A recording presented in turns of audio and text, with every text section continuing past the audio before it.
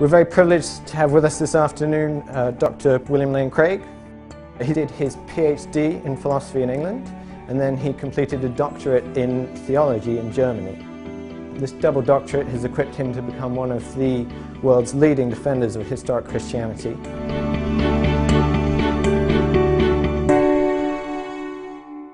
As a springboard for our discussion today, I'd like you to ask yourselves the question, is the material world all there is?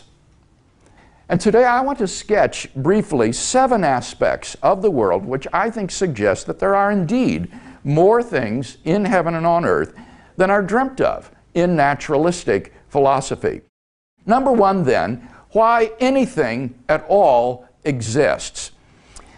This is the deepest question of philosophy. Why is there something rather than nothing?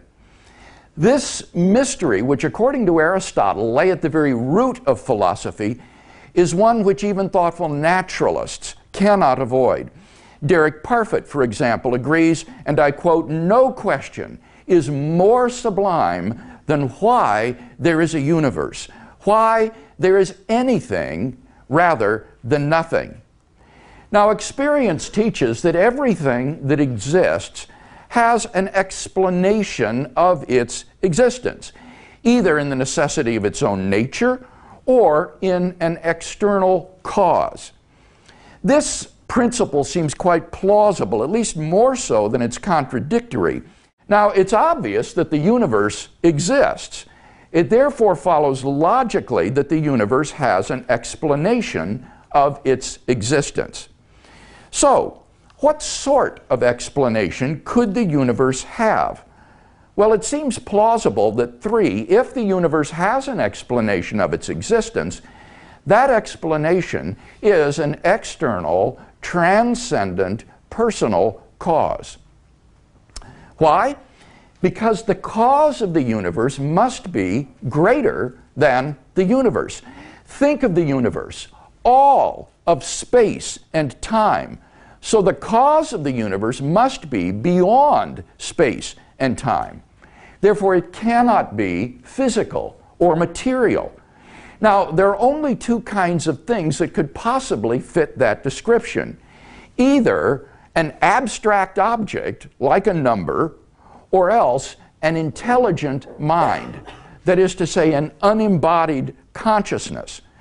But abstract objects can't cause anything. The number 7, for example, has no effect upon anything. And therefore it follows that 4, the explanation of the universe is an external, transcendent, personal cause. That is to say, there exists an unembodied mind which created the universe, which is what most people have traditionally meant by the word God. Have you ever asked yourself where the universe came from? Was there a beginning to the universe? Or does it just go back and back forever? Typically, naturalists have said that the universe is just eternal and uncaused, and that's all. But there are good reasons, both philosophical and scientific, to doubt that this is the case. As the physicist P.C.W. Davies says, the coming into being of the universe, as discussed in modern science, is not just a matter of imposing some sort of organization upon a previous incoherent state, but literally the coming into being of all physical things from nothing.